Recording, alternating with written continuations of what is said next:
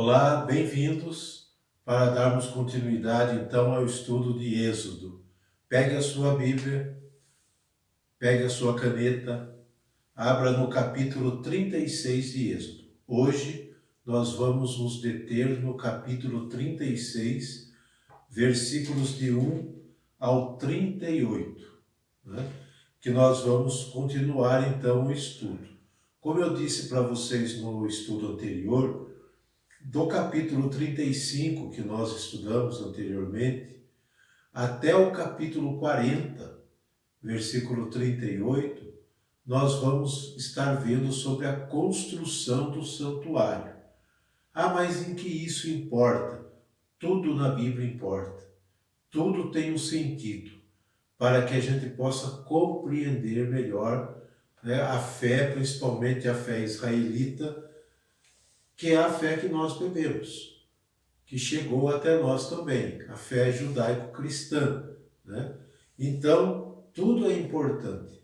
Pode ser um pouquinho chato falar das construções, das medidas, pode ser sim, um pouco maçante tudo isso, mas é importante porque tudo tem um significado. É importante que a gente conheça. E acredito que você, quando se propôs a estudar conosco a Sagrada Escritura, com certeza está querendo saber de detalhes, está querendo ver coisas que antes você não viu, né? Talvez em momentos dentro da comunidade ou dentro da igreja, você tem contato com textos isolados, né? Mas não com o capítulo todo em si, com um debruçar no estudo mais detalhado do livro, do capítulo, né? Então, que bom que você tenha acompanhado, que bom que você está inscrito no canal. Como eu sempre digo, se você ainda não se inscreveu, pode se inscrever e, além do mais, pode divulgar para que mais e mais pessoas possam estudar conosco, né, a Sagrada Escritura, tá bom? Quanto mais conhecimento, melhora a nossa fé também, tá bom? Vamos lá então para a leitura atenta do capítulo 36 de Êxodo. Bezaleel, Oholiabe e todos os homens prudentes que o Senhor dotou de inteligência e habilidade para saberem executar todos os trabalhos necessários a serviço do santuário, conformaram-se inteiramente às instruções recebidas do Senhor. Moisés chamou Bezaleel, Oholiabe e todos os homens prudentes que o Senhor tinha dotado de inteligência, todos os que eram impelidos pelo seu coração a empreender a execução desse trabalho. Levaram todas as ofertas que os israelitas haviam trazido a Moisés para a execução dos trabalhos necessários a serviço do santuário. E como o povo continuasse cada manhã a trazer espontaneamente ofertas, os homens prudentes que executavam os trabalhos do santuário deixaram a obra que estavam fazendo e vieram dizer a Moisés: o povo traz muito mais do que é necessário para a execução do trabalho que o Senhor ordenou. Então, por ordem de Moisés, fez-se no acampamento esta proclamação: que ninguém, nem homem, nem mulher, traga mais ofertas para o santuário. Assim o povo foi proibido de trazer mais. O material trazido era mais que suficiente para tudo o que tinha que ser feito. Os mais hábeis entre os operários construíram o tabernáculo. 10 cortinas de linho fino, retorcido, púrpura, violeta e escarlate, e carmesim, com querubins artisticamente bordados. O comprimento de cada cortina era de 28 côvados, sua largura de 4 côvados, e tinham todas as mesmas dimensões. Juntaram as cortinas 5 por 5. Laços de púrpura violeta foram colocados na orla da cortina que rematava esses 2 grupos. Foram postos 50 laços na primeira cortina e 50 na extremidade da última cortina do segundo grupo, situadas bem em face umas das outras. As cortinas foram presas umas às outras, por meio de 50 colchetes de ouro, de modo que o tabernáculo formou um todo. Fizeram-se em seguida cortinas de peles de cabra, para formar uma tenda sobre o tabernáculo. Foram feitas 11 dessas cortinas. O comprimento de uma delas era de 30 côvados e sua largura de 40 côvados. E tinham todas as mesmas dimensões. 5 dessas cortinas foram juntadas de um lado e 6 de outro. 50 colchetes foram colocados na orla da última cortina de um desses grupos, e 50 na orla da última cortina do segundo. Depois, fizeram colchetes de bronze para unir as peças, de modo que a tenda formasse um todo. Foi feita a cobertura da tenda de peles de carneiros tingidas de vermelho, sobre as quais se colocou uma cobertura de peles de golfinhos. As tábuas do tabernáculo foram feitas de madeira de acácia, colocadas verticalmente. As tábuas tinham 10 côvados de comprimento e 1,5 côvado de largura. Cada tábua tinha 2 encaixes, ligados um ao outro. Assim se fez com todas as tábuas do tabernáculo. Fizeram para o lado meridional do tabernáculo, ao sul, 20 tábuas. Puseram sob essas 20 tábuas 40 suportes de prata, 2 sob cada tábua, para seus 2 encaixes.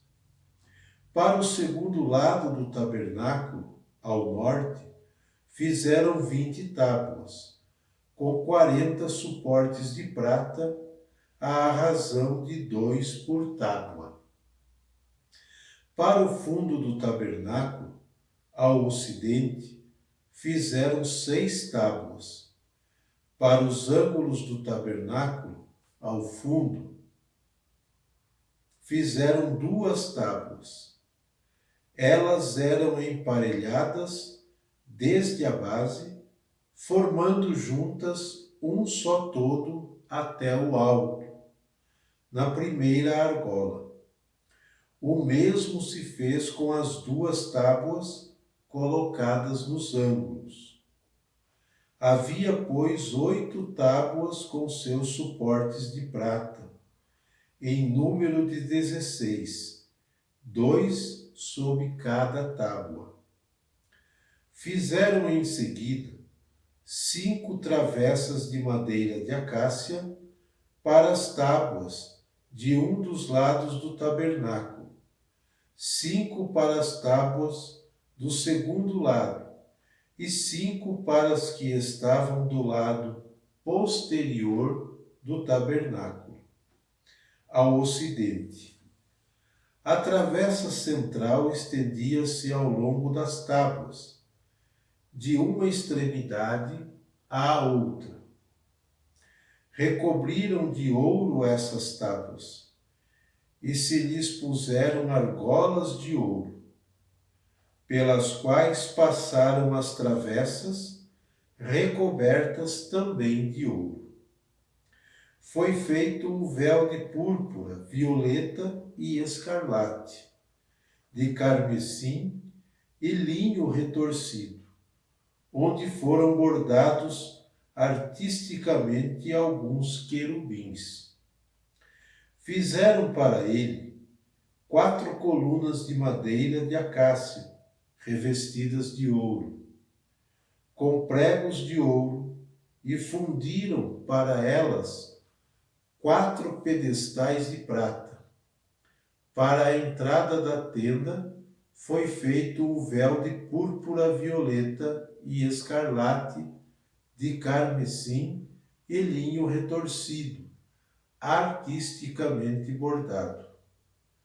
Fizeram para suspender esse véu 5 colunas munidas de ganchos, recobriram de ouro seus capitéis e suas vergas. Seus 5 pedestais foram feitos de bronze. Concluímos então a leitura do capítulo 36 de Êxodo. Agora vamos entrar no estudo deste capítulo. Dizia eu no capítulo anterior, no estudo anterior, que toda essa construção remonta ao deserto, porque se fala da construção do santuário, mas esse santuário é uma tenda. É uma tenda portátil. Todo o seu material é portátil, de fácil acesso para desmontar e caminhar para outro lugar e montar novamente. Assim é a vida do povo nômade, ou seminômade, do povo que peregrinava pelo deserto. Agora, estudando o capítulo 36, Vamos lá então. As obras do santuário, que vai do versículo 1 ao versículo 7. Então, nós vemos, à medida que progridem as obras, continuam chegando cada vez mais doações, a ponto de os artesãos consultarem Moisés, pois há excesso de materiais. Então, o capítulo nos mostra uma generosidade imensa do povo, que doa até não querer mais, a ponto deles falarem, pare, porque já é suficiente. Moisés tem que decretar uma cessação de doações. Olha, decretar uma cessação de doações, cessar, parar as doações, porque já é extremamente suficiente. Que bom se fosse assim em nossos dias. Às vezes as doações que chegam muitas vezes para ajudar nem sempre são suficientes, não é mesmo? Então precisa-se continuar não cessando, mas clamando por doações. Mas neste tempo a doação foi mais que suficiente a ponto de fazer um decreto mandando cessar, parar as doações. Muito provavelmente estes capítulos, ou ao menos a maior parte do extenso documento sacerdotal, este é um documento sacerdotal, muito provavelmente tenham sido escritos esse documento, esses capítulos, no exílio, na Babilônia, quando não havia templo em Jerusalém. Quando não havia templo em Jerusalém. A corrente sacerdotal idealiza um novo templo.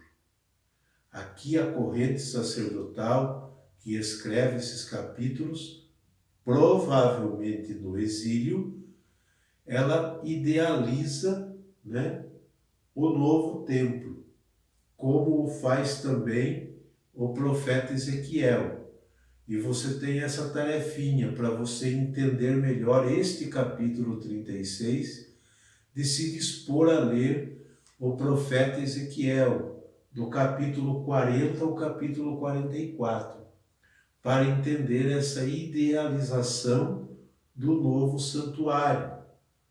Os textos se interligam e um vai dando resposta ao outro. Por isso é importante, se você puder, leia Ezequiel capítulo 40 até o capítulo 44, para você entender essa idealização do novo templo, tá? Mas a corrente sacerdotal aqui projeta a ordem de sua construção para os tempos do deserto. Vejam bem, provavelmente quando esse texto foi escrito, eles estavam no exílio. Mas esta corrente sacerdotal que escreve, ela projeta tudo isso para os tempos do deserto. Por isso que se fala de tenda, das peles, né, dos varais que vão transportar o santuário. Então é transportado tudo isso é projetado, melhor dizendo, para os tempos do deserto, onde o Senhor exigira não um templo, né? Exigira não um templo propriamente dito, mas o que servira de modelo para o templo definitivo.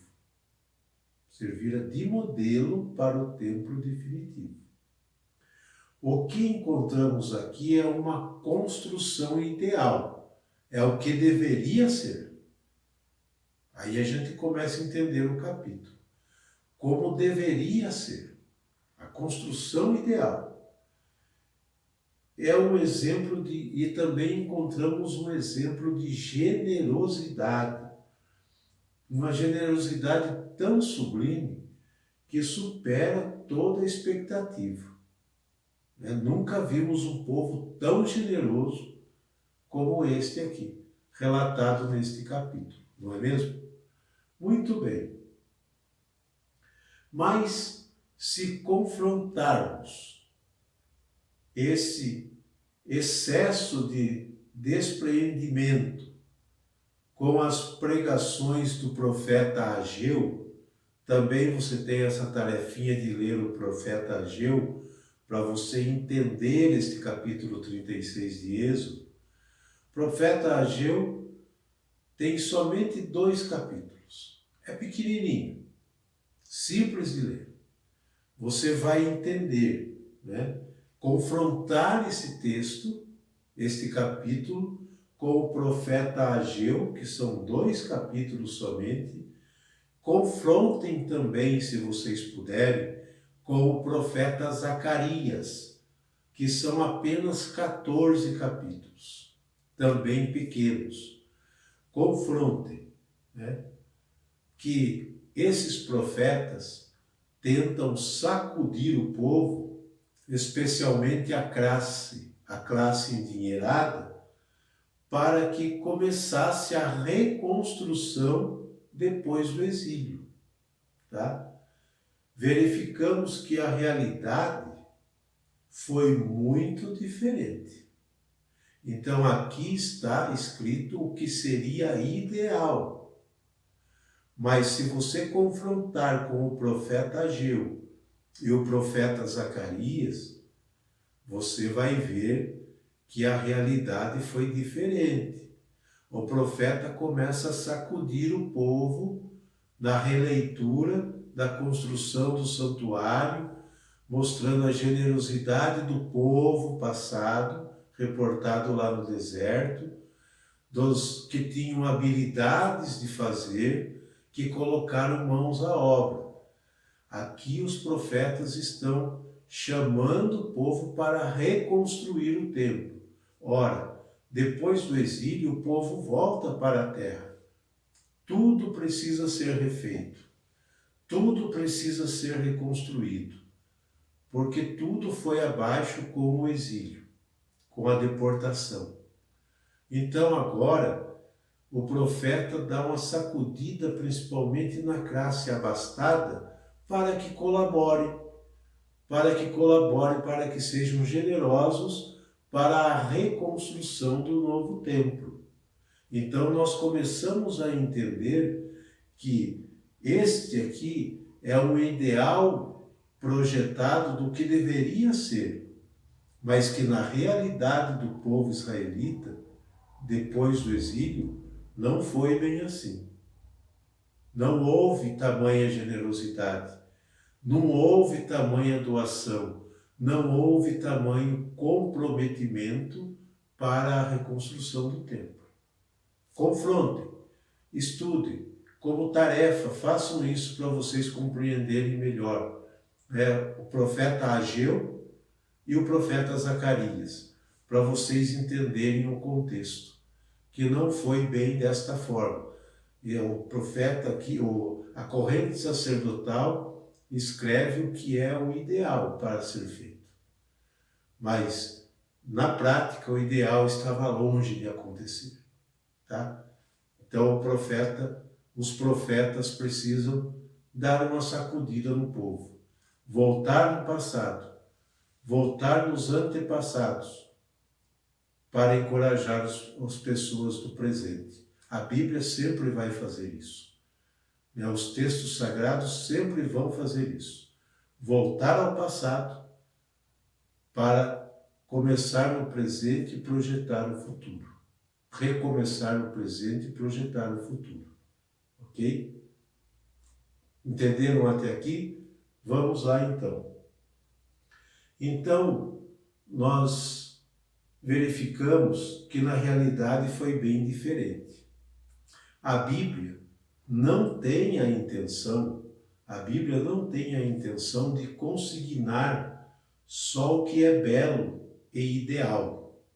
A Bíblia não tem essa intenção. A maior parte das vezes também deixa registrada a crua realidade. A Bíblia não tem medo de mostrar a verdadeira realidade. Ela fala de um ideal que deve ser feito, mas ela também mostra a crua realidade de um povo que está longe de atingir o ideal. A Bíblia é muito realista, ela é muito pé no chão. E a gente precisa ler com essa mentalidade, precisa refletir com essa mentalidade, ok? Agora, dos versículos 8 até o capítulo 39, versículo 32, nós temos o cumprimento das ordens divinas. Segue detalhadamente a execução de cada uma das exigências feitas nos capítulos 25 até o capítulo 31. Né? Este é o estilo de narrar da escola sacerdotal. Tá? Eles registram, essa escola sacerdotal registra uma ordem e imediatamente constata a sua execução. Ela registra a ordem que vem de Deus, através de Moisés, e imediatamente, sem maiores detalhes, ela já começa a colocar a execução de tudo. Porque nós notamos aqui, na leitura que fizemos, que mal a ordem foi dada, já surgiram os artesãos, os colaboradores, e a ordem começou a ser feita. Começou a ser executada. É o estilo da escola sacerdotal de escrever, tá? É um estilo literário, podemos dizer assim, tá? Em Êxodo 39, que nós vamos ver lá na frente, versículo 32, registrar-se-á oficialmente o fim das obras. O fim das obras. Com a declaração de que tudo se fez em conformidade com as ordens dadas pelo Senhor e Moisés. Então, no versículo 39, versículo 32, até o versículo 32, nós vamos ver a conclusão das obras do santuário. E tudo isso feito pelas ordens de Deus e de Moisés, seu servo. Tá? Então, espero que vocês tenham gostado desse estudo do capítulo 36 e confrontem. Façam como tarefa de casa, né? Para vocês se interessarem melhor, conhecer melhor. Vai confrontando. Confronte o capítulo 36, repito, com o profeta Ageu, que são 2 capítulos só, é curtinho, e com o profeta Zacarias, que são 14, somente 14 capítulos. Confrontem este aqui que vocês vão ver a realidade e vocês vão entender esse ideal que é colocado aqui e a realidade que estava sendo vivida no pós-exílio, depois que o povo retorna para a sua terra, onde tudo está no chão, tudo tem que ser reerguido, tudo tem que começar do zero, né? Então surgem os profetas para animar o povo, dar uma balançada, uma sacudida no povo. Confronte, façam esse confronto para melhor compreensão. Espero que tenham gostado do estudo do capítulo 36 e até o próximo estudo, se Deus quiser, no capítulo 37, onde nós vamos ver a arca e os móveis sagrados também, tá bom? Espero vocês até lá. Um abraço a todos.